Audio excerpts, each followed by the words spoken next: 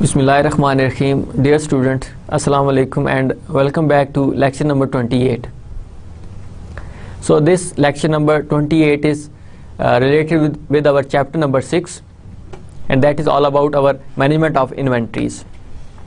So let's look briefly on our previous lecture what we have discussed. We discussed about FIFO, perpetual inventory system, and FIFO periodic inventory system. We used two different examples in which we have seen a structure, how the structure is made in our perpetual inventory system for the use of first in first out, and then first in first out in the periodic inventory system. So we have taken two different examples, and then now in this lecture we will talk about LIFO, that is last in first out. And this is also about a perpetual inventory system, because in my previous lecture I gave you first in first out about the perpetual inventory system, first in first out about the periodic inventory system.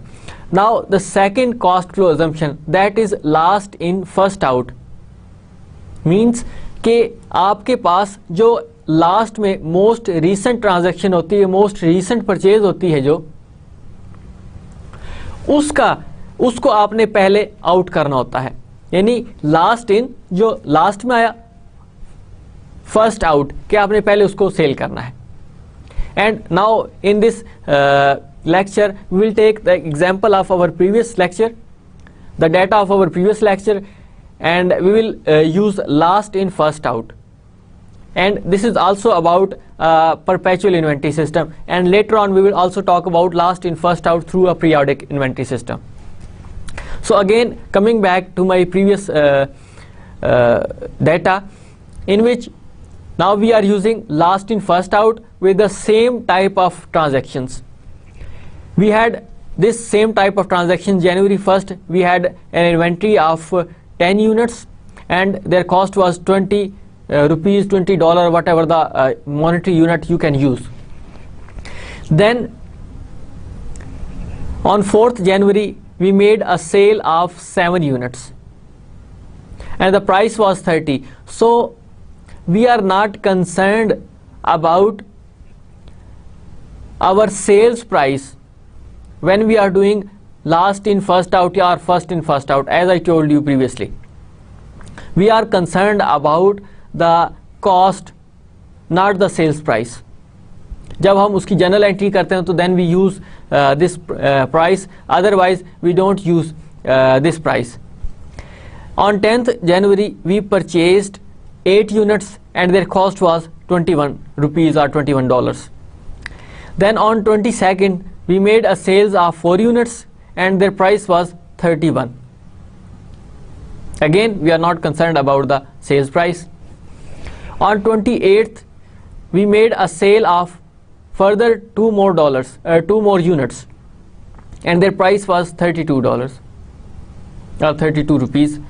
And finally we made a purchase of on 30th we made a purchase of 10 more units and their cost was 22 rupees.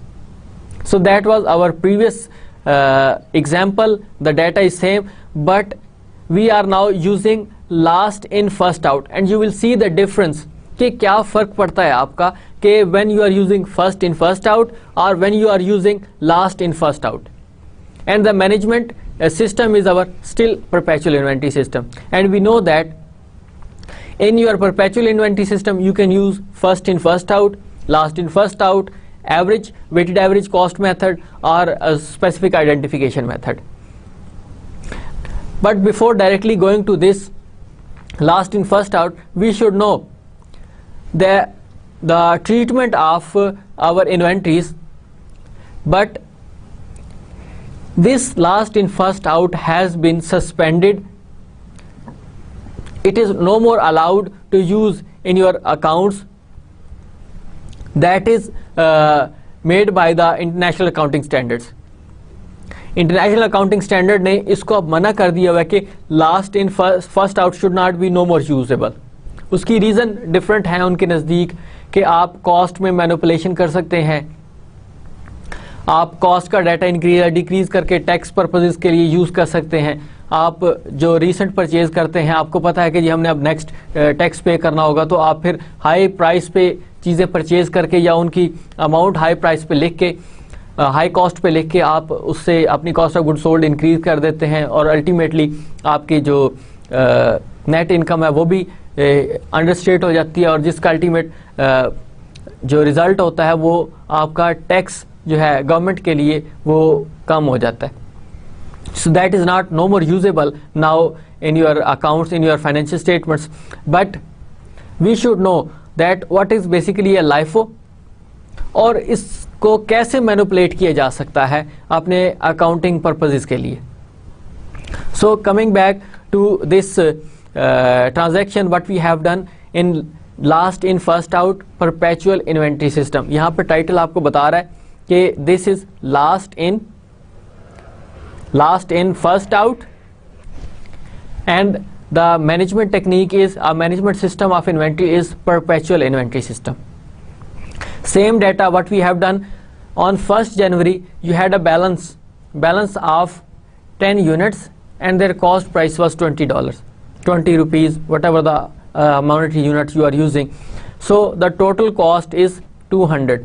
So 10 is your quantity, unit cost is 20, quantity is 10, unit cost is 20, and the total cost is your 200.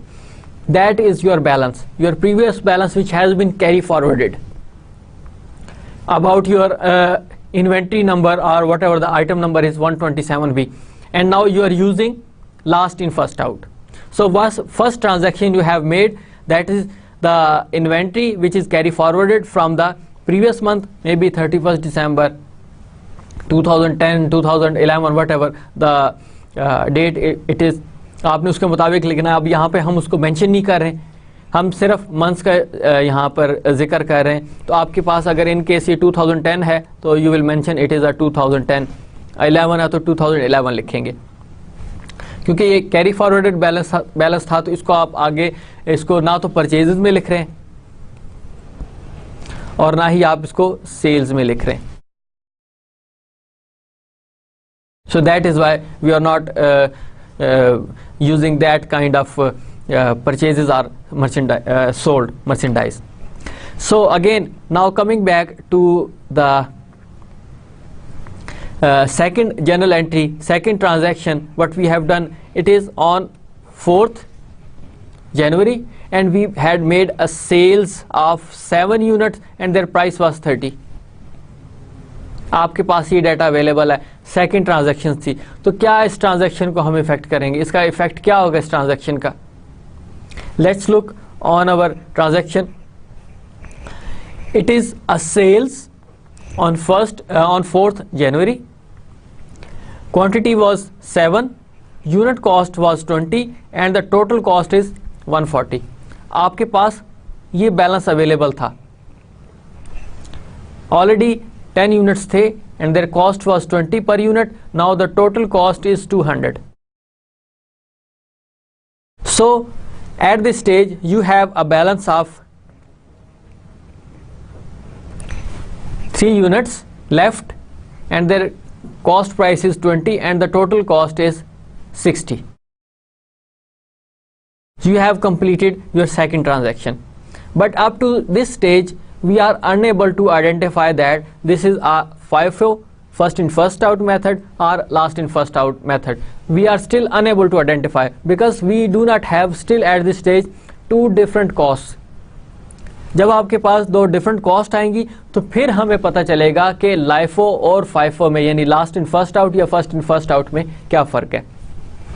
Now coming back again to our cost data, we had made a purchases of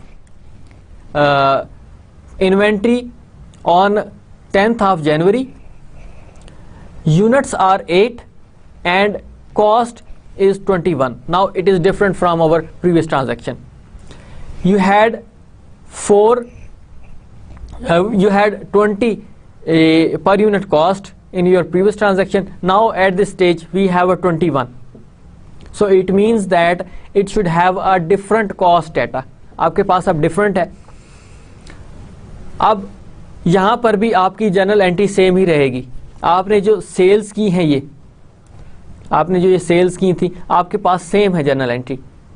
आपने क्या किया है, basically जो इसको मैं repeat कर रहा हूँ इसलिए कि थोड़ा सा हमें मेमोराइज हो जाए कि हम जनरल एंट्रीज कैसे करते हैं. हमने पिछले लेक्चर में भी की थी. आपके पास अकाउंट रिसीवेबल डेबिट किया जाता है विद द अमाउंट ऑफ, अब इसको मल्टीप्लाई करें 7 इंटू 3 210 और सेल्स आपकी 210 से क्रेडिट हो जाएंगी. आपने एक जनरल एंट्री कर दी है.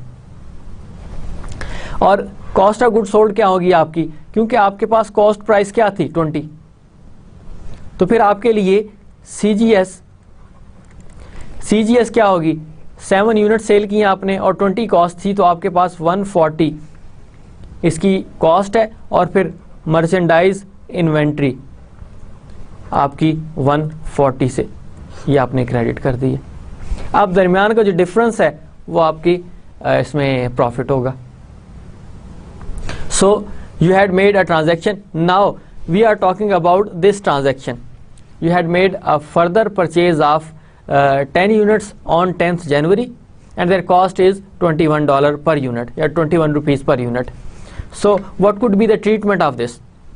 आपने परचेज किया है 10th January को, number of units 8 and their unit cost is 21 and the total price is no difference at all in our previous example.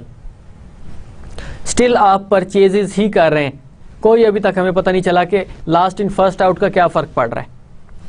So what you have done, 8 left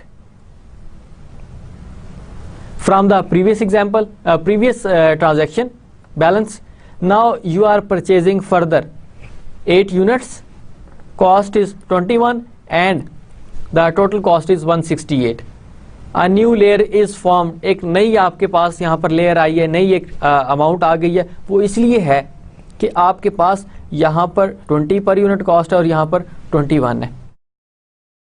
so it means up to that there is no difference between FIFO and LIFO. फर्क आपका कब आएगा, ये आपने 3 transaction तो कर दी, 3 transaction से आपको नहीं पता चला कि क्या फर्क है. Now we are making a sales of 4 units on 22nd January and the price is 31. We are not concerned about sales price. इसकी आपको अगर जर्नल एंट्री करनी पड़ जाए तो क्या करेंगे, we already know about it. जो हमने पीछे ट्रांजैक्शन की है वही इसकी जर्नल एंट्री होगी. साथ ही कॉस्ट रिकॉर्ड करनी है, साथ ही आपने सेल्स रिकॉर्ड करनी है. लेकिन यहाँ पर क्या कर रहे हैं आप, यहाँ पर अब आप सेल्स कर रहे हैं 4 यूनिट्स की. अब इसकी ट्रीटमेंट ज़रा देखें कि हमने की क्या है. Just look at by your own self कि इस आपकी स्लाइड पर क्या शो हो रहा है. आपको सिंपल यहाँ पे मैं डिफ्रेंशिएट कर देता हूँ. That is a balance from previous transactions. Now can you see the effect of this transaction when we are using last in first out? आपके पास लास्ट में कौन सी क्वांटिटी थी, that was 8 units and their price was 21. Now the total cost was 168. ये यहाँ पर आपके पास एक लास्ट ट्रांजैक्शन की, लास्ट में जो एक आपने ट्रांजैक्शन की थी, लास्ट में क्वांटिटी आई थी इन्वेंट्री की. लास्ट इन फर्स्ट आउट जो आपकी लास्ट में आई है, आपने पहले उसको आउट करना है, आपने उसको सेल करना है. यहाँ पर आपका फ़र्क शुरू हो गया कि that is a major difference between last in first out and first in first out. आपने इस 8 में से आपने अब सेल करने, तो आपने इनको सेल किया. यहाँ पर आपके पास प्राइस क्या है 21 और टोटल कॉस्ट क्या है आपकी 84। यहाँ पर आप डिफरेंस इसका चेक कर लें आप कि आपने जो लास्ट में ट्रांजैक्शन की थी, आपने जो लास्ट में परचेजेस की थी, आपकी परचेजेस ये थी, लास्ट में आपकी परचेजेस ये थी, आपने ये परचेजेस की, इसको बैलेंस में लिख दिया, क्योंकि कॉस्ट डिफरेंट थी तो आपने इसको सेपरेटली मेंशन किया। तो अब आपके पास आपने यहाँ पे ट्रांजैक्शन की है कि 8 यूनिट्स लास्ट के थे, अब उसमें से आप उसको सेल कर रहे हैं। तो फिर आपने क्या किया कि you had made a sale of 4 units and their cost is 21 and their total cost is 84, यानी 21 multiplied by 4 that is equal to 84। आपके पास अब ये जो फर्स्ट के पड़े हुए थे, फर्स्ट में जो आए थे वो एज इट इज यहां पर अवेलेबल है, इसमें से आपने कोई चेंजेस नहीं की। लेकिन जो लास्ट में था आपके पास, लास्ट ट्रांजैक्शन थी, that was 8 units and their unit cost was 21। अब आपने उसको पहले आउट किया, नहीं last in and first out, जो आपके पास आखिर में है पहले आप उनको सेल आउट करें।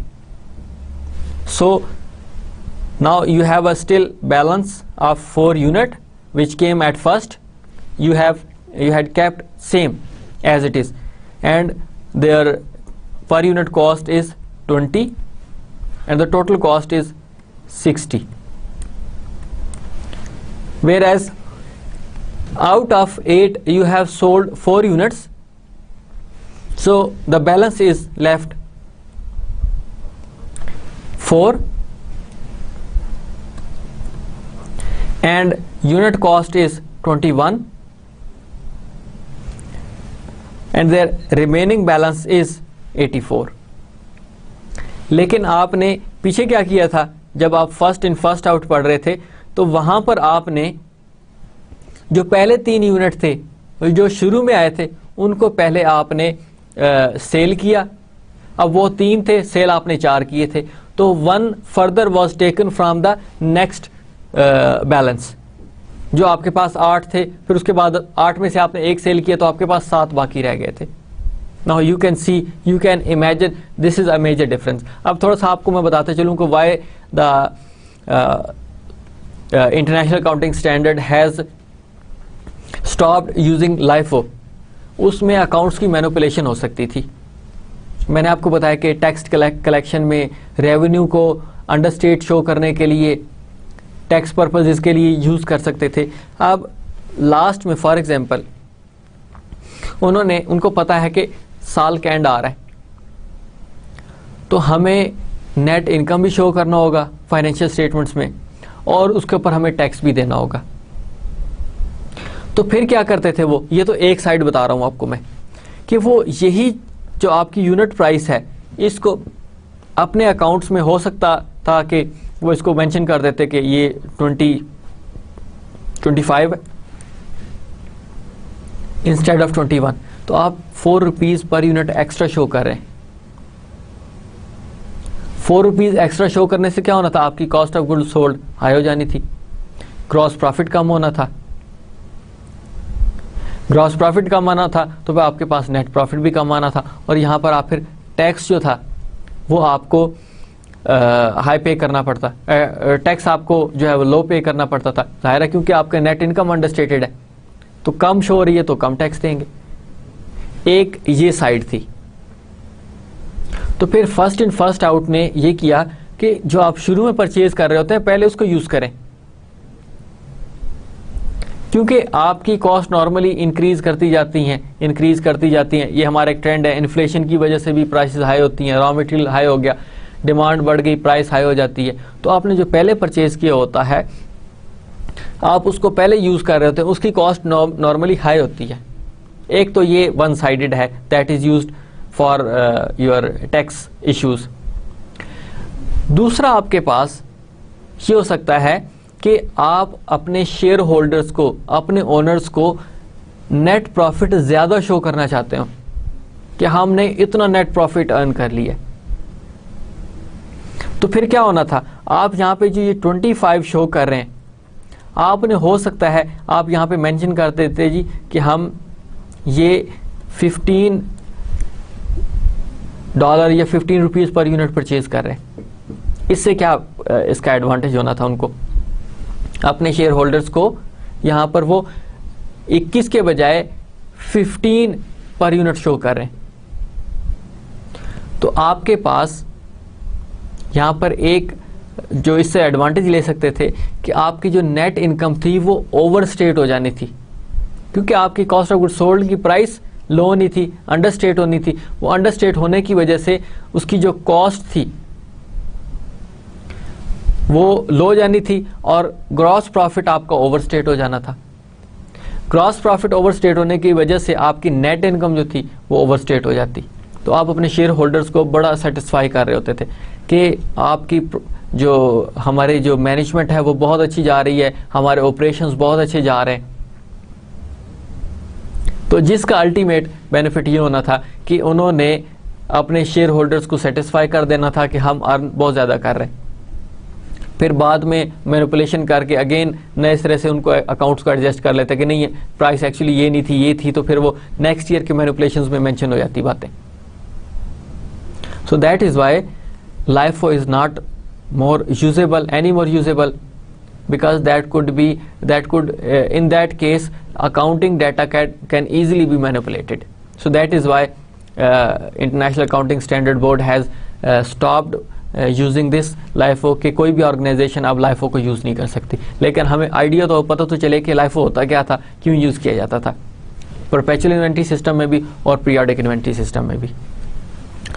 अभी मैं यहाँ पे इस डाटा को डिलीट कर रहा हूँ। So what I am doing in this transaction of January 22, we have made a sale of 4 units and their price is 21, because last in first out last transaction थी, उसमें से हमने डाटा लिया। last in जो सबसे आखिर में आया, फर्स्ट आउट शुरू में उसको आगे आपने सेल आउट करना है। सो आपने 8 यूनिट्स में से इन 4 यूनिट्स को सेल किया and their cost price was $21 rupees and their total cost is 84 rupees. और अब आपके पास बैलेंस कौन सा बच गया हुआ है, जो शुरू में पड़ा हुआ था ऑलरेडी एज इट इज़ है। क्योंकि अगर आप 9 units in for example sell करते तो फिर क्या होता है कि पहले 8 आप ये कर रहे होते सेल, और एक फिर आप जो इससे पीछे वाली ट्रांजैक्शन थी उसमें से निकाल रहे होते। तो I will give you some questions as well कि आपने कैसे इनकी ट्रांजैक्शन करनी है, कैसे आप प्लस माइनस करके इसको कैलकुलेट कर रहे होते हैं। But at this stage you just look that कि what is a basic difference, कि आपने पहले इसको यूज़ किया, इस 8 यूनिट्स को यूज़ किया। आपके 9 होते 10 होते तो पहले 8 को करते, क्योंकि लास्ट ट्रांजैक्शन आपकी ये थी। उसके बाद अगर कोई होता तो फिर आप उसको नेक्स्ट जो 3 यूनिट्स थे आपके पास पड़े हुए उसमें से आप सेल आउट करते और उनकी कॉस्ट 20 यूज़ करते। Now on 28th what you have done, sales of 2 units and the price is 32। आपको आइडिया तो होगा इसका कि आपके पास इसकी जर्नल एंट्री क्या होगी। 2 ट्रांजैक्शंस होनी थी आपकी, वो ऑलरेडी जिस तरह आप पीछे करते रहे इसी तरह सेम यही ट्रांजैक्शन होगी।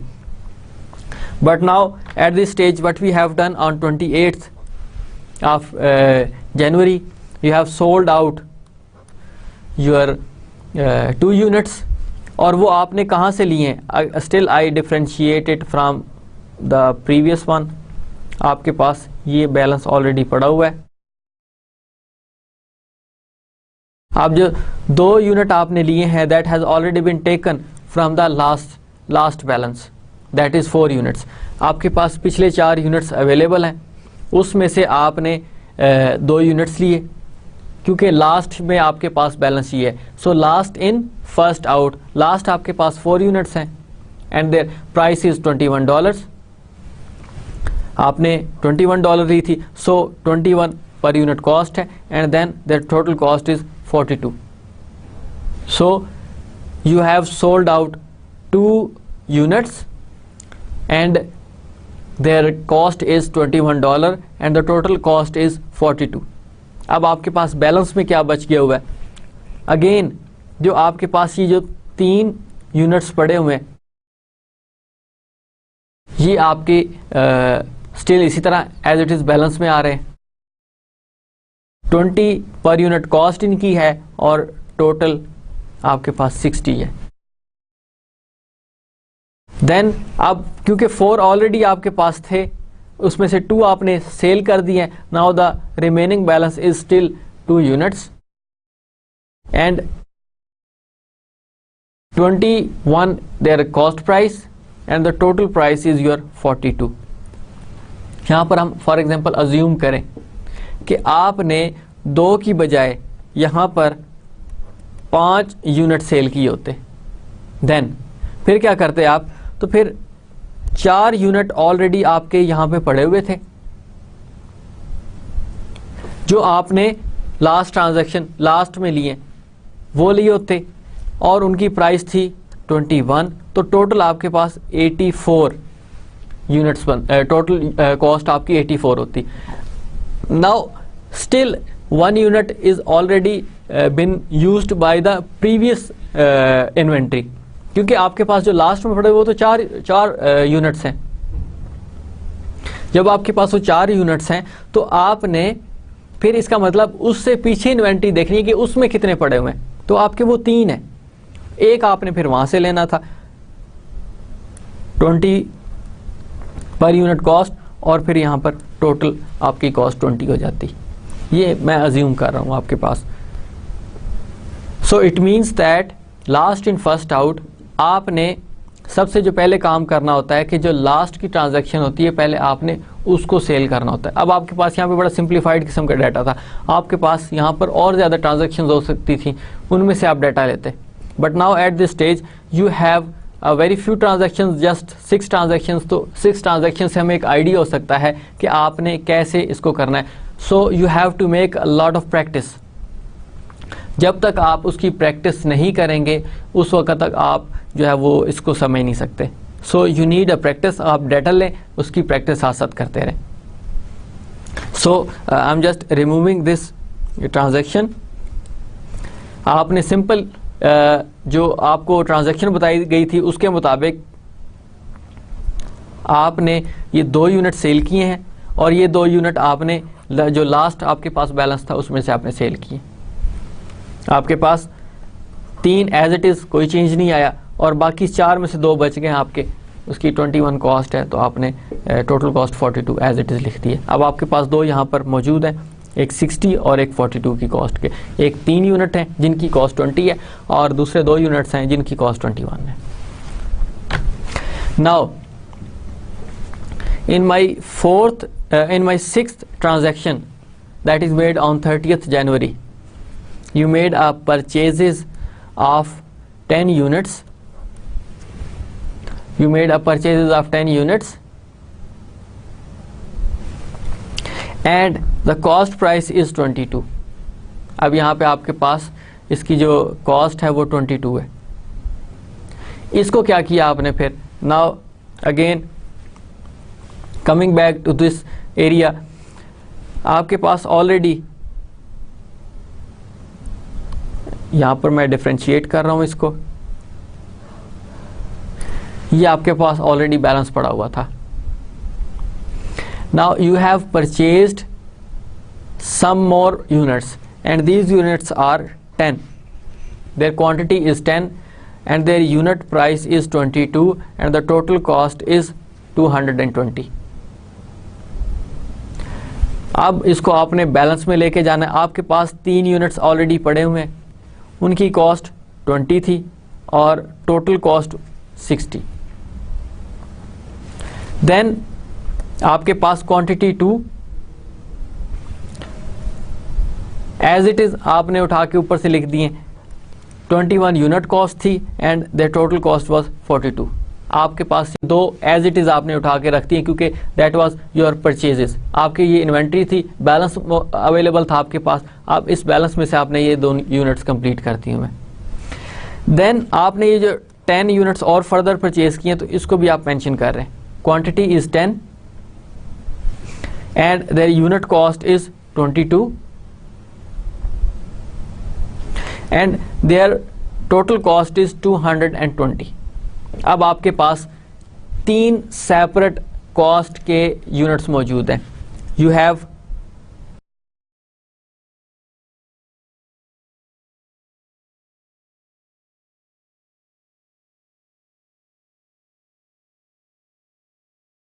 3 units with a cost of 20, 2 units with the cost of 21 and 10 units with the cost of 22.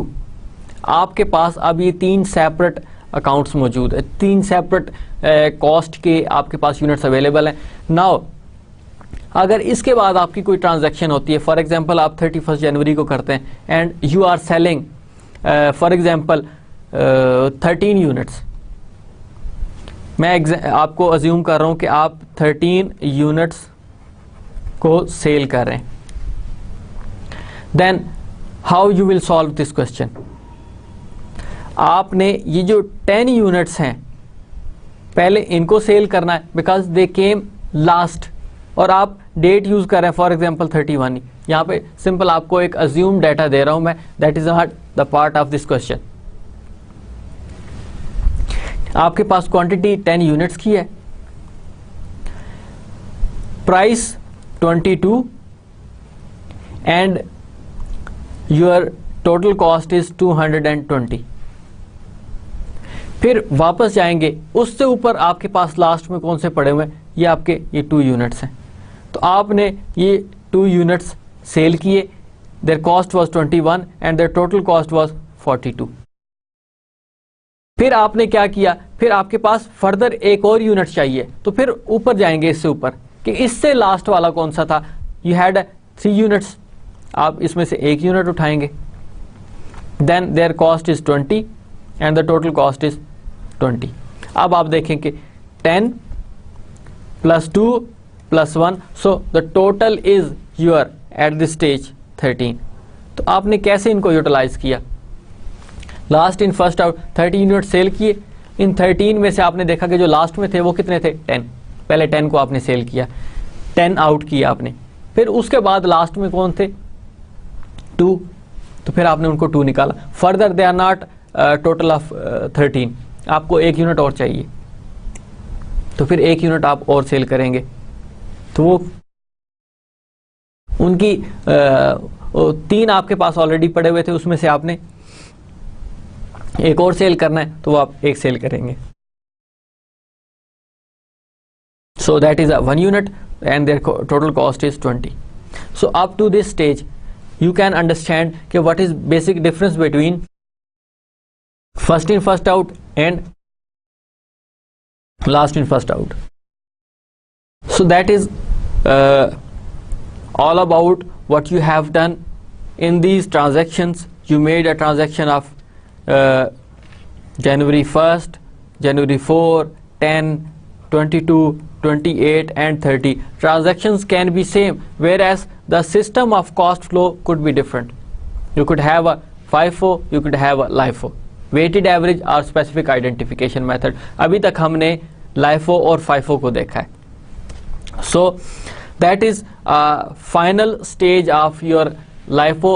आपका मंथ कंप्लीट हो चुका है. आप देखना चाहते हैं कि हमारे पास यूनिट सेल कितने हुए, आपने परचेज कितने किए थे, अब आपके बैलेंसेस में कितने अवेलेबल है. आपके पास if you look at the purchases side, you had purchase of total 20 units. आपने टोटल 20 यूनिट्स परचेज किए थे. एक दफ़ा आपने 8 परचेज किए, दूसरी दफ़ा आपने 10 परचेज किए. Then you had purchase and the total cost was 388. Whereas cost of merchandise sold, आपने सेल कितने किए, आउट ऑफ दैट आपने 13 सेल किए उसमें से, and their total cost was 266. अब ये सेल्स के बारे में आपको डिटेल दे रहा है कि कितने यूनिट्स आपने सेल किए. एंड फाइनली इन्वेंट्री बैलेंस आपको बता रहा है कि इस वक्त आपके पास 15 यूनिट्स अवेलेबल हैं और उनकी जो कॉस्ट है दैट इज 322. अब यहाँ पे आपको डिफरेंस पता चलेगा FIFO और LIFO का, कि FIFO में आपके पास यहाँ पर डिफरेंट बैलेंस था. जो कॉस्ट थी, यूनिट्स वर सेम, यूनिट्स में कोई फर्क नहीं था, यूनिट्स आपके एज इट इज थे, यूनिट्स में कोई कहीं पे फर्क नहीं नजर आया. लेकिन आपके पास जो कॉस्ट है उसमें फर्क आ रहा है, उसकी रीज़न क्या है कि आप हाई कॉस्ट वाले पहले सेल करते रहे, लो कॉस्ट जो आपके शुरू के थे उनको तो आपने सेल नहीं किया, लेकिन आपने जो हाई कॉस्ट पे लास्ट में परचेज किए थे उनको आपने सेल किया। तो आप देखेंगे कि ये कॉस्ट फाइफो में ज़्यादा है लेकिन लाइफो में ये कम आ रही है। उसकी वजह क्या है कि आपने सेल किए हाई प्राइस वाले, जो आप दरमियान में 21 वाले सेल करते रहे। अब आप देख लें फ़र्क क्या पड़ रहा है आपके पास। एक ये ट्रांजैक्शन थी आपकी, फिर आपके पास एक यहाँ पे ट्रांजैक्शन हुई, then you had a transaction up to this transaction, this transaction, and now finally that was a transaction with 3 balances, 3 different cost balances आपके पास ये अवेलेबल से। अब यहाँ पे फ़र्क देखें, क्वांटिटी आपने परचेज सेम की, आपने सेल सेम की है, कोई फ़र्क नहीं पड़ रहा, लेकिन इन्वेंट्री बैलेंसेस में भी बैलेंसेस उतने ही अवेलेबल है लेकिन उनकी जो एंड पे कॉस्ट है वो डिफरेंट है। अब यहाँ पर आपके पास कॉस्ट आपकी फाइफो की निस्बत यहाँ पर कम आ रही है। सो that is all about your LIFO in perpetual inventory system. I am just giving you a question, आपको डाटा दे रहा हूँ, उस डाटा के मुताबिक आपने प्रैक्टिस करनी है, आपने चेक करना है using both LIFO and FIFO. यहाँ पर for example you came up with February, इससे कंटिन्यू कर रहे हैं आप फरवरी 1, अब आपका वो जनवरी का डाटा ख़त्म हो चुका है, आपके पास फरवरी का है। अब यहाँ पर मैं आपको बता रहा हूँ कि बैलेंसेस आपके पास कौन कौन से मौजूद हैं। यही सारे के सारे बैलेंसेस आपके अवेलेबल हैं कि आपके पास 3 यूनिट हैं कॉस्ट। अब इसको अगर मैं इस तरह कह दूँ आपके पास अलग से यूनिट्स कॉस्ट, टोटल कॉस्ट आप खुद उसकी देख सकते हैं कि पर यूनिट टोटल कॉस्ट कितनी आएगी। आपके पास 3 यूनिट्स हैं और पर यूनिट कॉस्ट 20 है। Then you have 2 units and their cost is 21, per unit cost की बात कर रहा हूँ। Then 10 units and their per unit cost is 22। Total cost आप खुद कैलकुलेट कर सकते हैं। ये आपके 1 जनवरी के बैलेंसेज हैं। आपके पास एक यहाँ पे ट्रांजैक्शन कंप्लीट हुई है। देन आप क्या कर रहे हैं, फरवरी 2 को आपने क्या किया है, further purchased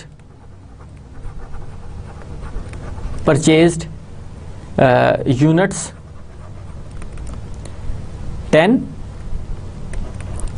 eight a cost of 23। Then February 5 sold units 15 at a cost of at a price I should say at a price of, for example, 35. Then it was February 5. I should make also another line here.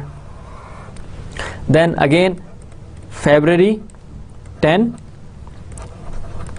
sold units 7 at a cost of maybe I should say 36. Then February 15 purchased 10 units at a cost of at the rate of maybe 25. Then February 20 further purchased units 5 at a cost of 26. And then finally February 25 sold units 15 at a price of 40. Now requirement could be, requirement is you have to prepare cost flow assumption of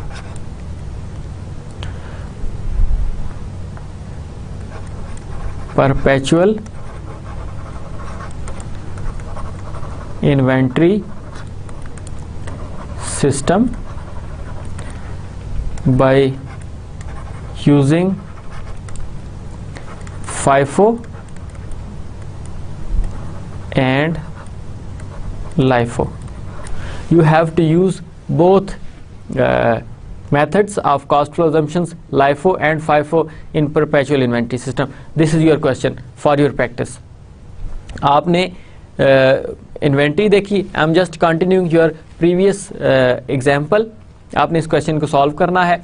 February 1 को आपके पास inventory थी, balances थे. फिर February 2 को आपने purchases की, February 5 को आपने सेल्स की, February 10 को अगेन आपने सेल्स की, February 15 को परचेजेस की, February 20 को आपने परचेजेस की हैं, और February 25 को आपने स्टिल आपने सेल्स की हैं. अब आपने नेट बैलेंसेस बताने के, नेट बैलेंसेस आपके कितने अवेलेबल हैं जो आपके यहाँ पर मौजूद थे. ये सारे सारे एरिया आप बताएंगे, जितना भी था बैलेंसेस का, कि अब आपके कितने कितने बैलेंसेस आपके पास अवेलेबल हैं. So that is your practice question for you. Now LIFO could be in periodic inventory system as well. जिस तरह आपके पास FIFO था, perpetual inventory system भी और periodic inventory system भी. Now still in LIFO, last in first out could also be in periodic inventory system. आपको idea हो गया होगा कि आप कैसे करेंगे. You have a same type of units available. आपके पास ये सारे units as it is available है. 200 units you purchase, that was your beginning inventory. I think I don't need to go in the detail कि आपकी जो है वो perpetual में क्या सिस्टम होता है, पीरियोडिक में क्या सिस्टम होता है, low cost, high cost, low volume, high volume चीज़ें, ये मुझे बताने की अब ज़रूरत नहीं है क्योंकि आप ऑलरेडी इसको कर चुके हैं. आई am just starting it with the inventories कि आपके पास बिगिनिंग इन्वेंट्री थी 200 यूनिट्स की. देन आपने 10th मार्च को 300 यूनिट्स परचेज किया at a rate of ₹10. Then you purchased again 21 on 21 September 400 units and their cost was ₹11. Whereas November 18 you had also purchased 100 units at cost of ₹12. आपके पास again वही total 1000 units available है. Using LIFO, most recent batch purchased is considered the first batch of merchandise sold. आपने जो recent purchase की होंगी वही आपने use करना है कि आपने सेल्स करनी है. Assume again that 700 units were sold during the year. आपने इसी तरह सेम अज्यूम कर रहे हैं कि आपने 700 यूनिट्स आपने सेल किए हैं. आपके पास 200, 300, 100, 400 एंड 100 टोटल यूनिट्स आपके पास अवेलेबल फॉर सेल कितने हैं? 1000. और वही पिछले लेक्चर का डाटा कि आपने 700 यूनिट सेल किए हैं ड्यूरिंग द ईयर इन सारी ट्रांजैक्शंस में, लेकिन हम यूज़ कर रहे हैं लास्ट इन फर्स्ट आउट. तो फिर आपके पास अगेन क्या करेंगे कि आपने जो 700 यूनिट्स सेल किए हैं पहले वो इसमें से माइनस होंगे, फिर इसमें से माइनस होंगे, फिर इसमें से माइनस होंगे, देन आपके पास फिर डाटा अवेलेबल होगा. अब आप देखें कि आपने परचेज कितने कितने किए थे. आपके पास 200 यूनिट्स फर्स्ट बैलेंस था, 300 और परचेज किए, 400 और परचेज किए, 100 और परचेज किए. इसका मतलब ये हुआ कि आपके पास जो डाटा अवेलेबल था 200, 300, 400 एंड आपके पास 100, तब जाकर आपके ये 1000 यूनिट्स बने थे.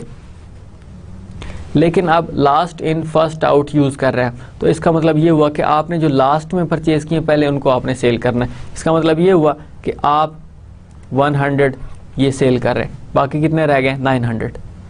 600 आपने जो सेल, टोटल 700 सेल किए थे. अब उसमें से 100 आपने जो लास्ट परचेजेस थी वो सेल कर दिए। फिर आपने 400 सेल कर दिए जो आपके पास लास्ट में आपने परचेज किए थे। आपके पास टोटल अब कितनी सेल्स हो चुकी हैं? 500 की।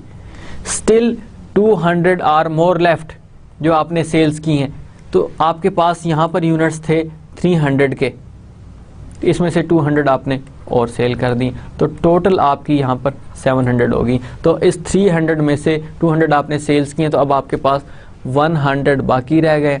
और इसी तरह जो जनवरी 1 के बैलेंसेस थे 200 के, वो भी आपके पास अवेलेबल है। टोटल आपके यहाँ पर हो चुके हैं। अब इस थोड़ा सा इस स्लाइड को देखें, देन वी विल कंटिन्यू।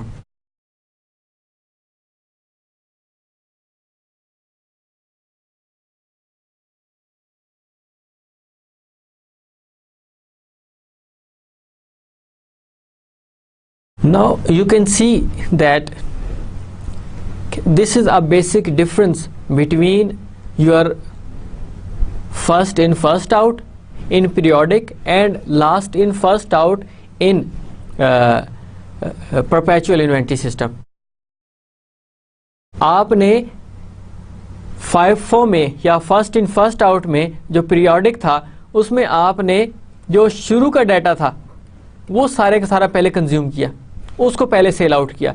लेकिन यहाँ पर क्या कर रहे हैं आप, ये जो 700 है ये आपने लास्ट से स्टार्ट किए, कि आपने पहले जो लास्ट वाला 100 था उसको यूटिलाइज किया, देन उसके बाद 400 का डाटा था उसको आपने सेल आउट किया, उससे ऊपर आपके पास जो डाटा था 300 का, उसमें से आपने फिर 200 यूटिलाइज किया। तो अब आपके पास जो बैलेंसेस अवेलेबल है 300 के आउट ऑफ 1000, वो जो 300 है वो आपका शुरू का डाटा है कि जो शुरू में आपने बैलेंसेस लिए थे। अब आपके पास सारे का सारा वो डाटा अवेलेबल है। आप देख सकते हैं कि डिफरेंस क्या था, यहाँ पे मैंने मेंशन किया है 200, 300, 400 and then again 100। You had a total 1000 balances, और उसमें से आपने जो at the end of the month, at the end of the year, you came to know that we have just balances left 300। It means that out of 1000 you have sold 700 units. आपने उन 700 को sell किया। अब उसके बाद जो 300 आपके पास बाकी बच गए, आपने यहाँ पर देखना है FIFO में कि आपके पास जो 300 बचे हुए वो लास्ट वाले बचे हुए, लेकिन LIFO के अंदर आपके जो 300 बचे हुए वो आपके शुरू के जो आपने परचेज किए थे वो बचे हुए। So these are the basic differences between last in first out and first in first out, both in periodic and perpetual. अब यहाँ पर आप ये भी देख सकते हैं कि क्वांटिटी ज़्यादा, कॉस्ट कम, और आपकी ट्रांजैक्शंस, अब हर एक ट्रांजैक्शन की सेपरेट आप कॉस्ट ऑफ गुड्स सोल्ड नहीं कर रहे हैं। आपको वही साल के एंड पे पता चला कि आपने कितना परचेज किया था, कितना सेल किया, अब आपके नेट बैलेंसेस इतने मौजूद हैं।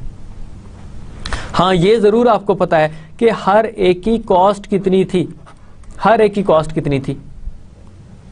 आप देख सकते हैं कि जो फर्स्ट इन फर्स्ट आउट में था, इसमें यहाँ पे आपके पास 3400 आई थिंक अमाउंट आपकी थी एंडिंग बैलेंस में, लेकिन यहाँ पे एंडिंग बैलेंस में आपकी कॉस्ट 2800 है। रीज़न क्या है, जो शुरू में आपने परचेज किए थे वहाँ पे पर यूनिट कॉस्ट आपकी 9 थी, 10 थी, बाद में 11, 12 पे चली गई।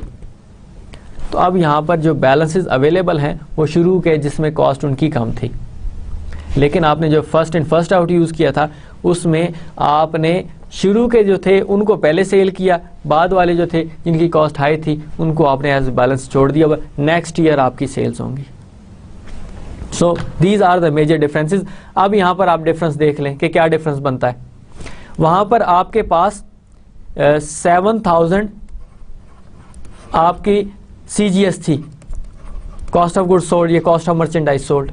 यहाँ पर आपके पास क्या आ रही है, टोटल कॉस्ट कितनी, 10400, और एंडिंग इन्वेंट्री आपके पास कितनी बची है, 2800 की, जो हमने लास्ट स्लाइड में देखी है। ये आपके पास 2800 की एंडिंग बैलेंस है। ये माइनस किया, आपने सेल्स कितने की हैं, 7600 की, ये आपकी सेल्स है।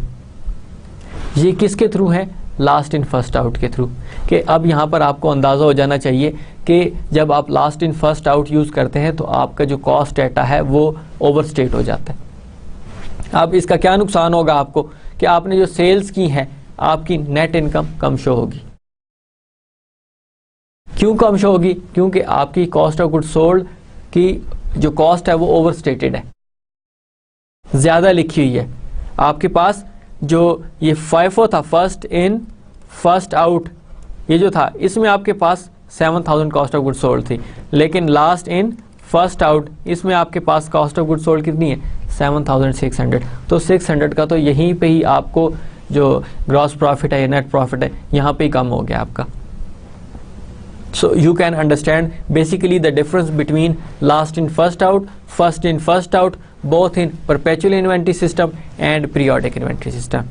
तो यही मैक्सिमम हमने पढ़ना था, यही हमने देखना था कि क्या डिफरेंसेस हैं।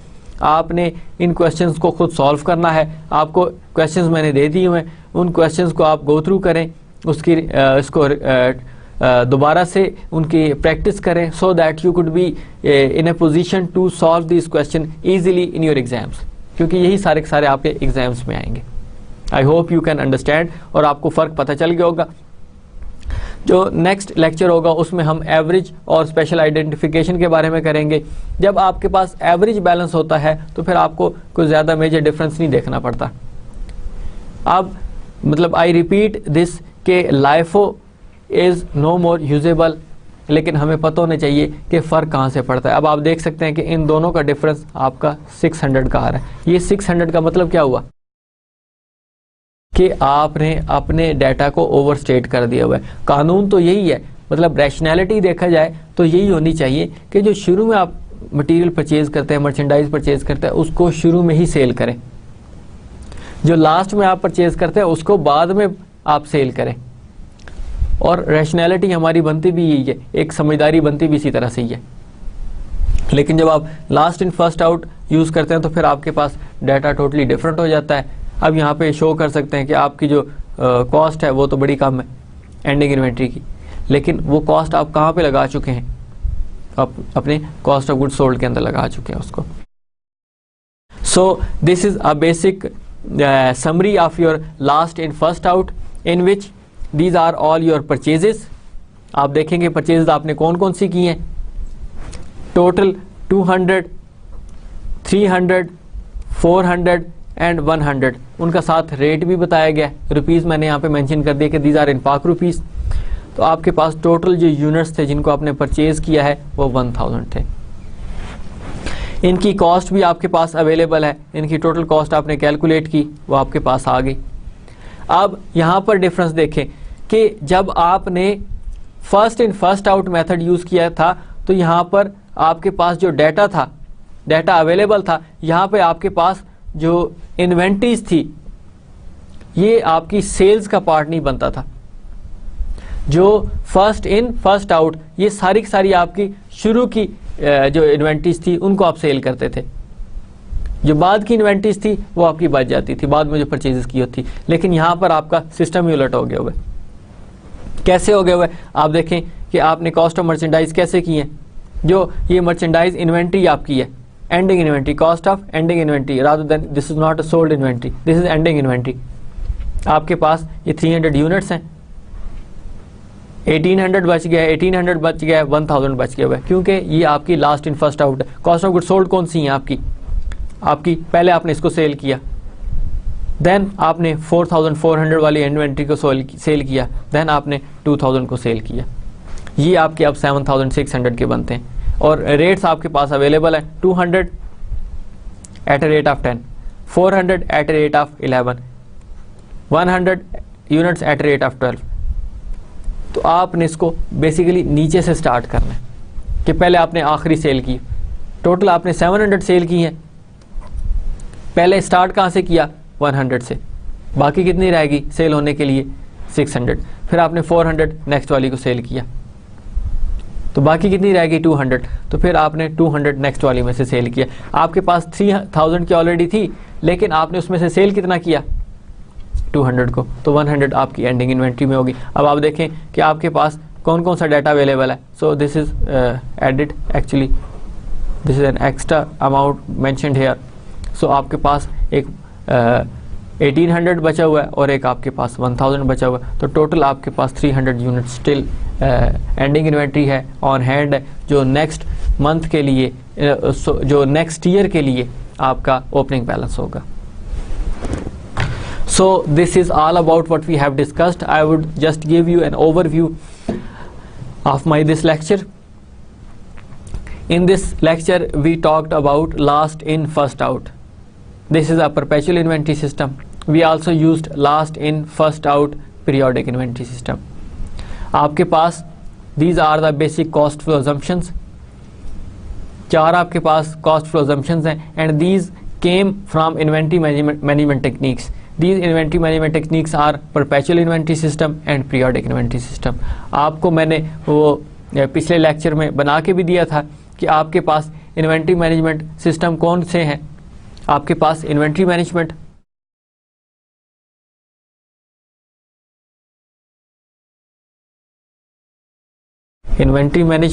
सिस्टम्स,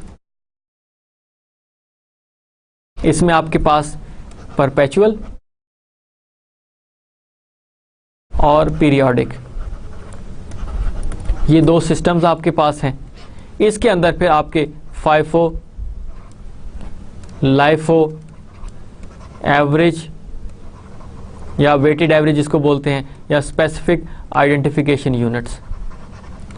सेम आपके पास फाइफो, लाइफो, एवरेज या weighted average and then specific identification units कि आपने इसी को सेल करना है, वो हम बाद में देखेंगे.